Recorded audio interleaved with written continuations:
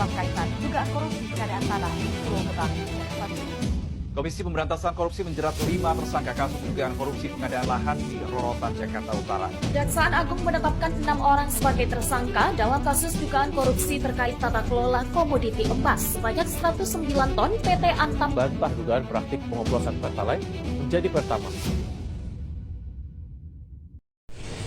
Assalamualaikum warahmatullahi wabarakatuh.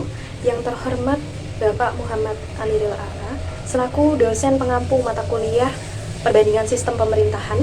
Di sini kami dari kelompok 9 yang beranggotakan saya, Indah Novitasari, Opta Fresiana, dan Novita Priyandini akan membahas mengenai pentingnya memiliki sistem pemerintahan yang baik guna menghentikan korupsi. Pada era di mana korupsi pejabat semakin marak, terbukti dari ratusan kasus yang menjerat berbagai level, mulai dari anggota DPR, gubernur, hingga menteri dan kepala daerah.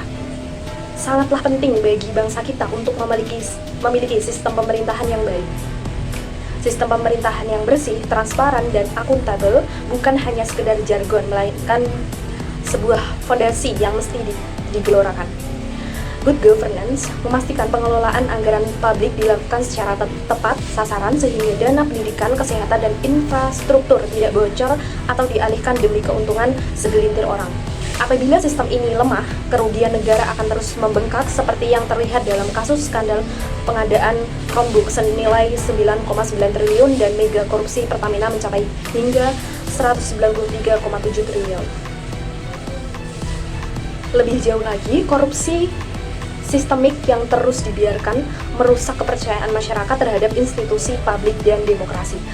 Ketika publik tak lagi percaya kepada pemerintah, partisipasi dalam pengambilan kebijakan publik akan melemah, menghambat pembangunan jangka panjang, dan memperburuk ketimpangan. Untuk menanggulangi hal itu, diperlukan reformasi birokrasi yang menekankan pada transparansi, akuntabilitas, dan penegakan hukum yang tegas, serta budaya integrasi tinggi di antara aparatur negara. Dengan langkah-langkah tersebut, sistem pemerintahan bukan hanya mampu menahan arus korupsi, tetapi juga membalikkan situasi menjadi peluang pembangunan berkelanjutan yang berlandaskan kepercayaan. Bergerak dan berkontribusi bersama membangun negeri bukan lagi pilihan, melainkan panggilan hati yang mesti kita jawab, seperti yang digaungkan berbagai pihak, mulai dari Presiden Jokowi yang mendorong santri, pelajar, hingga generasi muda untuk ambil bagian nyata dalam kemajuan bangsa, hingga gerakan anak muda Indonesia Butuh Anak Muda yang menegaskan bahwa kontribusi besar dimulai dari tindakan kecil sehari-hari. Kita bisa memulai dengan semangat gotong royong, seperti halnya membersihkan lingkungan, menularkan literasi di desa, mendukung pendidikan, membayar pajak tepat waktu, atau menciptakan karya inovatif yang mengangkat nilai persatuan dan keberlanjutan. Ketika setiap individu bergerak, baik melalui aksi sosial, profesional, maupun kreatif, secara kolektif kita memperkuat fondasi negara, mewujudkan transformasi nyata menuju Indonesia yang lebih maju, adil, dan sejahtera. Korupsi adalah luka yang terus-menerus menggerogoti tubuh bangsa ini. Ketika pejabat yang seharusnya menjadi teladan justru menyalahgunakan kekuasaannya demi kepentingan pribadi, maka harapan rakyat pun ikut dirampas. Saatnya kita berkata cukup. Sudah waktunya para pemimpin berhenti memperkaya diri dan mulai memperkaya negeri dengan kerja nyata, kejujuran, keberanian untuk berubah. Membangun negeri yang adil dan makmur tidak bisa dilakukan di atas dasar yang rapuh. Kita membutuhkan fondasi yang kokoh, integritas, transparansi, dan tanggung jawab. Berbenahlah, karena masa depan bangsa ini bergantung pada keberanian para pemimpinnya untuk membersihkan diri dari praktik korupsi. Menghentikan korupsi di kalangan pejabat harus dimulai dari penegakan hukum yang tegas dan adil.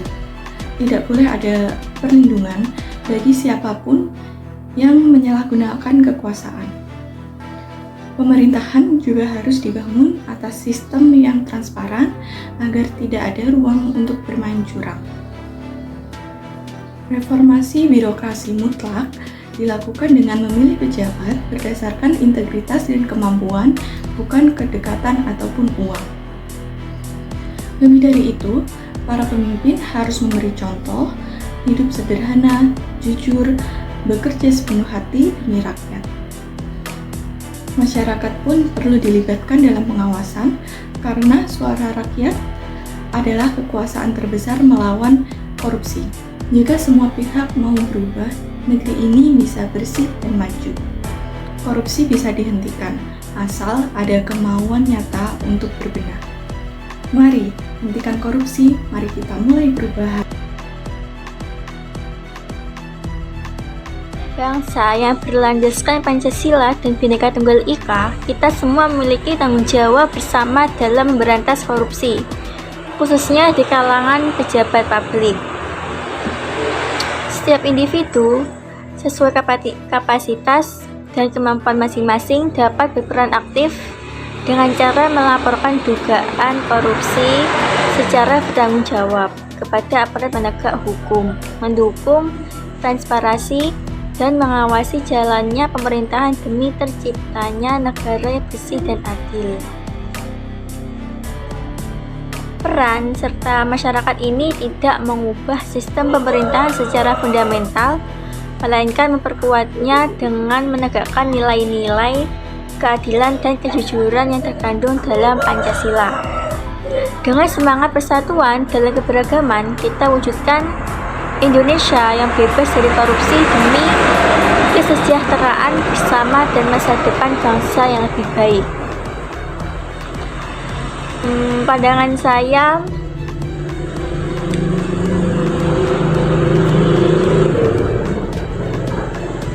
saya untuk berkontribusi dalam pemberantasan korupsi sesuai kapasitas masing-masing sangat relevan dan strategis dalam konteks Indonesia yang majemuk.